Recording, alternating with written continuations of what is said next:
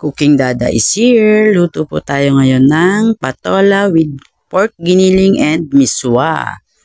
Ayan po yung ating mga gagamiting ingredients para sa ating menu ngayon.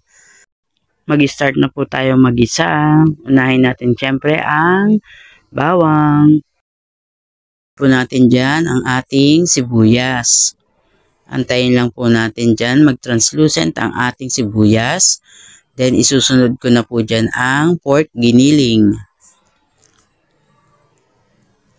Haluin lang po natin hanggang sa light brown ang ating giniling. Yan, sa part na po yan, pwede ko na po siyang lagyan ng patis. Yan po ang ginagamit ko sa panggisa. Lagi, patis. Then, lagyan po natin ng powder na paminta. Tayo lang po natin maghalo ang paminta sa ating giniling.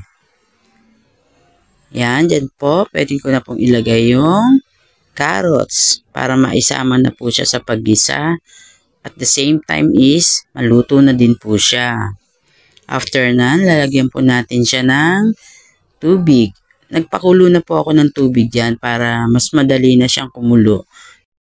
Naglagay din po ako dyan ng asin para pampalasa din po. Antayin na lang po natin dyan kumulo. Naglagay din po ako ng isang pork cubes. Antayin po natin kumulo at maluto ang ating giniling and carrots. Then, pag kumulo na po siya, lagay na po natin yung ating gulay, ang patola. Siguro po, pakuluan lang natin siya dyan ng mga 5 minutes. Then, isusunod ko na po dyan ang miswa. Alalay lang po sa paglagay ng miswa kasi minsan po pag nasusobrahan sa miswa is sumusobra yung lapot ng ating gulay. Mas masarap po kasi sa ganito yung may konting sabaw.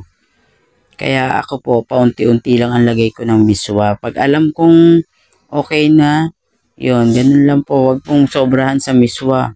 Baka po kasi maging lumapot masyado. Ayan guys, luto ng ating gulay. Lalagyan ko na lang po siya dyan ng konting onion leeks and crispy bawang po sa ibabaw. Ayan guys, ang bango po. Yan, luto na yan guys. Kain na po tayo guys habang mainit-init pa po.